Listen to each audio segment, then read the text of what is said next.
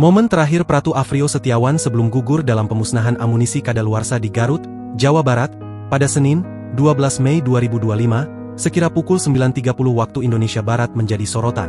Diketahui, Pratu Afrio Setiawan adalah salah satu korban yang gugur dalam ledakan amunisi.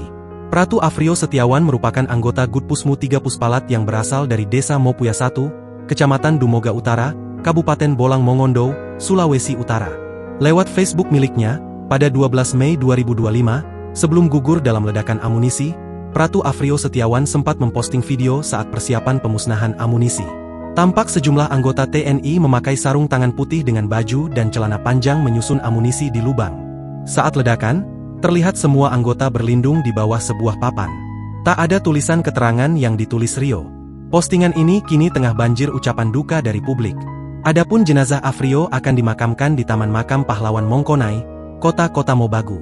Kepala Dinas Penerangan TNI AD, Brigjen Wahyu Yudhayana menjelaskan awalnya pada Senin, 12 Mei 2025, pukul 9.30 waktu Indonesia Barat telah dilaksanakan kegiatan pemusnahan amunisi afkir tidak layak pakai inventaris TNI Angkatan Darat di lokasi peletakan Desa Sagara Kecamatan Cibalong, Kabupaten Garut.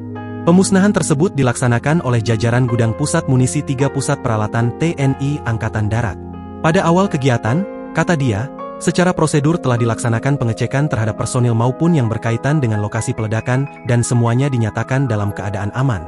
Selanjutnya, ungkap dia, tim penyusun amunisi melakukan persiapan pemusnahan di dalam 2 lubang sumur yang disiapkan.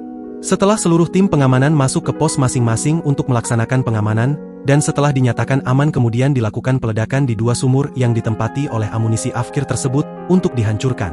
Peledakan di 2 sumur tersebut, kata dia, berjalan dengan sempurna dalam kondisi aman. Sedangkan di luar 2 sumur tersebut disiapkan 1 lubang yang peruntukannya adalah untuk menghancurkan detonator yang selesai digunakan dalam penghancuran 2 sumur sebelumnya, termasuk sisa detonator yang ada berkaitan dengan amunisi afkir tersebut.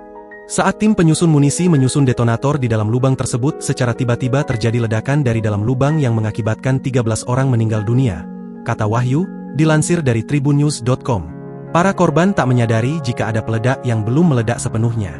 Download Tribun X sekarang, menghadirkan lokal menjadi Indonesia.